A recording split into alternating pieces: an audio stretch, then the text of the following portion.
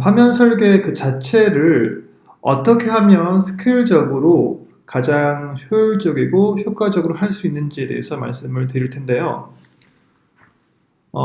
크게 4단계로 구성을 해봤어요.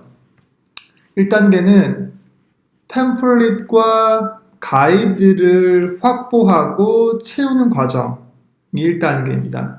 그래서 템플릿, 가이드 이렇게 말씀을 드릴 수 있을 것 같아요. 템플릿 가이드. 두 번째는 공통 영역이라고 하는 부분이 있어요. 공통 영역을 설계하는 단계입니다. 이때는 공통 내비게이션, 공통 화면, 공통 모듈, 공통 팝업 등을 설계하는 단계예요.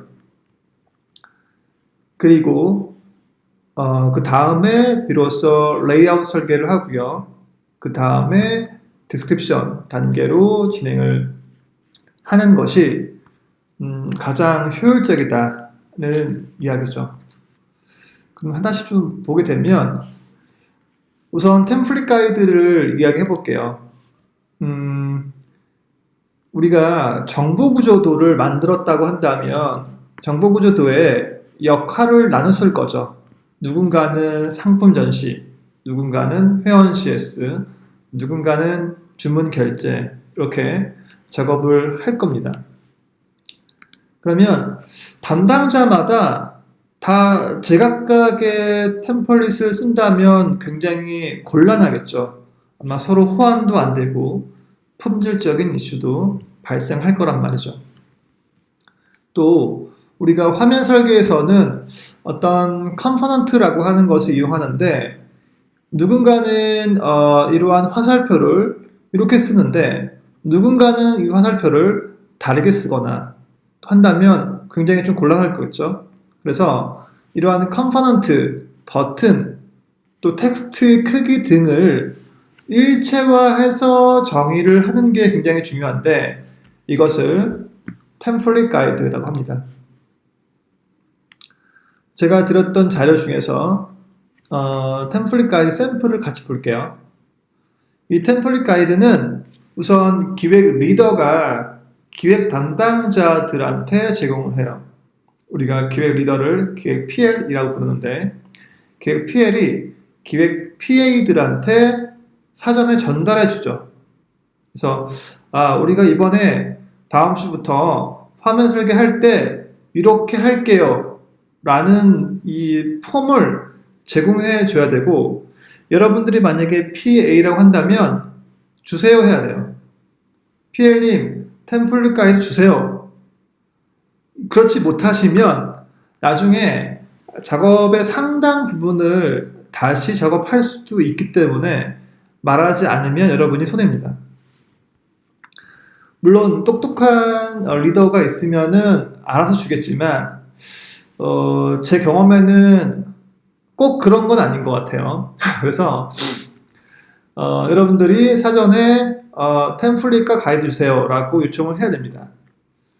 템플릿이라고 하는 것은 이 문서의 틀 자체를 의미하죠. 문서의 틀, 컴포넌트, 그리고 이제 실제 화면 설계를 어떠한 타입으로 할 것이고 페이지명, 로케이션, 페이지 아이디, 그 다음에 작성자, 디스크립션, 그리고 이 계정 이전 카드 같은 것들을 샘플화해서 제공하는 것을 템플릿이라고 부르죠. 그리고 거기에 이렇게 가이드를 써놓은 게 필요해요. 이 가이드로 하여금 보다 명확하게 전달을 해주는 것이 필요한데 이것을 이제 우리는 가이드라고 부르죠. 그래서 템플릿과 가이드 이 두 가지가 다 필요한 겁니다. 템플릿 가이드. 이 템플릿 가이드를 보게 되면 이런 계정 이력 같은 것들이 포함되어 있고요. 또 이 화면 설계 하나의 파일은 보통 한 개의 메뉴를 이렇게 모아서 정리하다 보니까 그 메뉴 내에 세부적인 화면들이 있어요. 화면 목록을 함께 제공을 해서 정보 구조와 매핑시킬 수 있도록 제공하는 역할이 필요하겠죠. 그래서 화면 목록, 그다음에 플로우 차트라고 해서 이 화면 설계에 들어가 있는 화면 간의 연계성을 보여주는 게 필요해요. 이 목적은 이제 개발하시는 분들이 각각의 페이지를 이해하는 것도 필요하지만 그 페이지들이 어떻게 이어지는지를 이해를 해야 원활하게 개발을 하기 때문에 이 플로우 차트를 제공해줘야 되는데 이것도 샘플이 없으면 다 제각각 만들겠죠. 그래서 기획자가 뭐 한두 명 일하며 한다면 큰 문제까지 발생하지 않겠지만 10명이라면 기획자가 20명이라면 이런 가이드가 없으면 완전 제각각 다 다른 템플릿을 쓰기 때문에 거기서 오는 혼란들이 굉장히 많습니다. 그리고 컴포넌트들도 이렇게 뭐 라디오 버튼, 컴보 박스, 아이콘 버튼, 인풋, 키워드, 탭, 텍스트 에어리어, 그다음에 캘린더, 파일 첨부 등등의 자주 사용하는 것들이 있는데 이것들도 제공하지 않으면 기획자분들이 다 자기가 편한 대로 작업을 할 수밖에 없겠죠.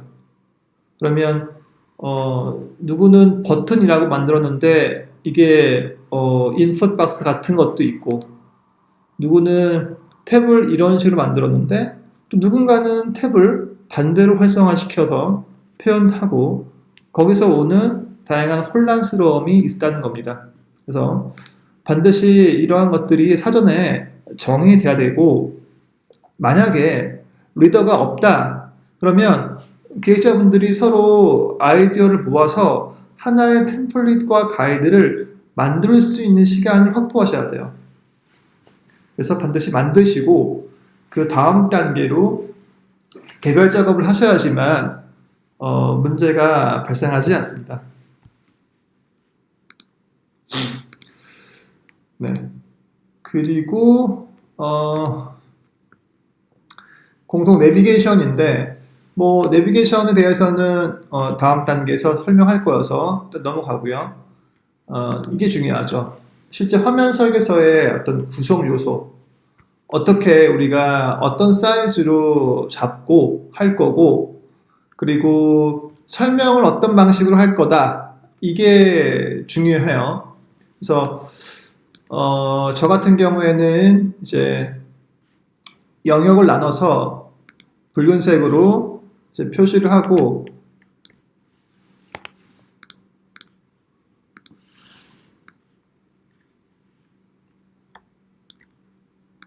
영역을 나눠서 표시하고 여기서 영역에 대한 대표 넘버를 부여를 하고 이 안에 세부적인 넘버는 2-1 이런 방식으로 표기하거든요. 2-1, 2-2 이런 방식으로 표기하는데 이게 리더마다 다 달라요. 누군가는 이러한 영역 설정 없이 그냥 순차적으로 다 1, 2, 3, 4를 부여하는 분도 계시고요. 또 누군가는 2-A, 2-P 이렇게 알파벳을 혼용하시는 분도 계시고 또 아예 규칙 자체가 없는 그런 리더도 있죠. 그러니까 그러한 리더의 특성에 따라서 일관되게 맞춰주지 않으면 이 화면 설계서 전체를 합본했을 때 정말 보기 흉한 그러한 단점들이 보일 수밖에 없다는 겁니다. 그래서 이 지금 요 세트를 한번 딱 정리하는 게 굉장히 중요하다는 거예요.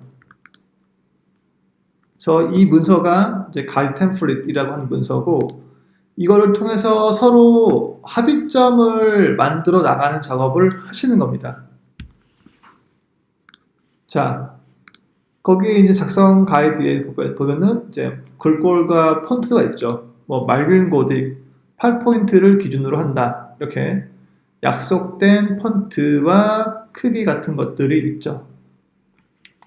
이거를 확보하는 단계를 1단계라고 본다면 2단계는 이제 공통 영역에 대해서 설계를 하는 단계예요.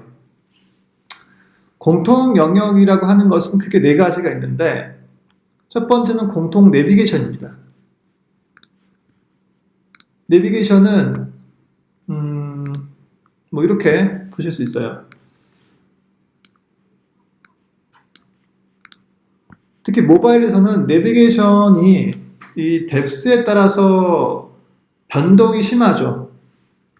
어떠한 페이지는 뒤로 가기가 필요한데 어떤 페이지는 뒤로 가기가 필요 없어요. 어떤 페이지는 하단 탭바가 보여지는데 어떤 페이지에서는 탭바가 필요 없어요. 그리고 전체 메뉴를 눌렀을 때 보여지는 형태들은 이 기획자가 상품이든 주문이든 회원이든 간에 다 연결되어 있는 공통 부분이기 때문에 이러한 내비게이션에 대한 흐름들을 잡아서 사전에 전달을 해주는 게 필요합니다. 이것이 공통 내비게이션이에요. 공통 영역에서 공통 내비게이션에 해당하는 부분이고요. 두 번째는 공통 모듈이라고 하는 부분인데 공통 모듈은 이런 것들이죠. 반복되는 컴포넌트 그룹이라고 보시면 돼요. 반복되는 컴포넌트 그룹.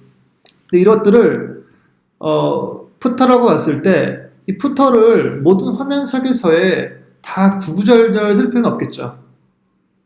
그러니까 이것을 푸터라고 하는 하나의 모듈화를 해서 화면 설계서는 제공합니다. 마찬가지로 헤더와 이 탭바도 구구절절 이것을 쓸 필요가 없다는 거예요. 이것을 헤더 탭바라고 하는 형태로 모듈화 시키면 화면 설계서에서 헤더는 말 그대로 헤더 역할을 하게끔 구현을 하면 되는 거고 탭바도 마찬가지고 푸터도 실제 한번 정의했던 그 내용이 구현 시에는 만들어지면 된다는 겁니다. 추가적으로 반복되는 모듈들이 여러 가지가 있는데 특히 상품 목록과 관련된 것들은 이 상품 목록이 나오는 페이지들마다 다 반복되죠. 그래서 카테고리 메인, 카테고리 목록, 카테고리 소분류 메인 이런 것들에서 보여주는 상품 목록은 이 세트를 구구절절 다 매번 기록할 필요가 없고 이것을 그냥 이러한 방식 세트 A다는 방식으로만 기재를 하시면 된다는 거예요. 이거의 장점은 화면 설계서를 굉장히 심플하게 보이는 것도 있지만 해당 특정 사항이 변동되었을 때 거기에 대한 대처를 굉장히 효과적으로 할 수 있다는 점도 장점이죠. 예를 들어서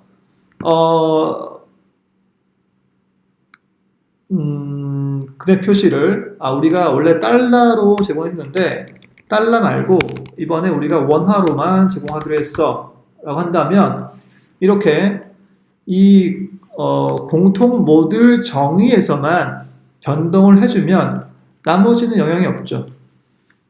나머지는 그냥 이렇게 그대로 유지를 하면 되죠. 만약에 이 영역을 모든 페이지에 다 넣었다고 한다면 이걸 다 바꿔줘야겠죠. 근데 그런 일이 많을까요, 적을까요? 상당히 많다는 겁니다. 화면 설계를 하다가 뭔가 공통적인 사항들이 변동되는 경우가 상당히 많아요. 그래서 가능하시면 이렇게 모듈 형태로 사전 정의 후에 이러한 박스 모듈을 이용해서 화면 설계를 하셔야지만 이러한 변동에 대해서 아주 쉽게 적은 비용으로 대응할 수 있다는 거죠.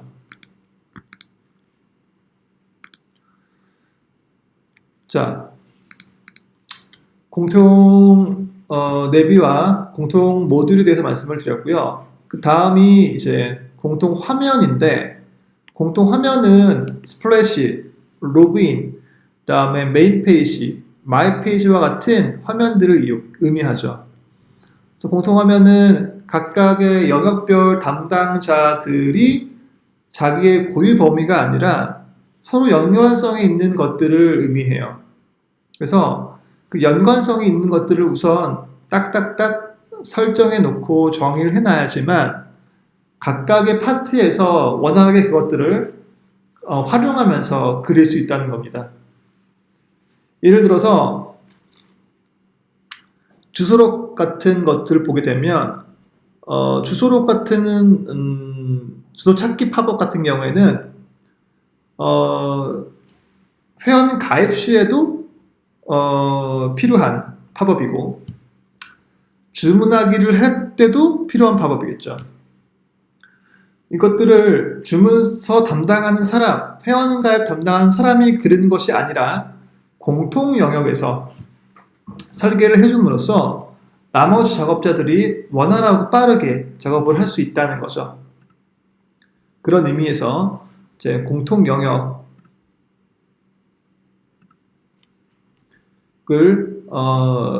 사전 설계를 하는 건데, 이제 페이지로 치자면은 메인 페이지, 스플래시 페이지, 로그인 페이지, 마이 페이지 등등이고, 팝업으로 본다면 날짜 선택, 기간 선택, 주소 찾기 팝업, 인증 팝업 이런 것들에 해당하는 거라고 보실 수 있습니다. 이렇게 템플릿 가이드 만들고 공통 영역을 설계했다면 비로소 레이아웃 설계를 하시면 되는 거죠. 자기 파트에 해당하는 범위를 하면 되는데, 아까 설명드렸던 것처럼 내가 담당하는 파트에 대한 완료일을 계산해서 기록한 이후에 해당 페이지들을 쭉쭉쭉 작업을 하시면 되는 거죠.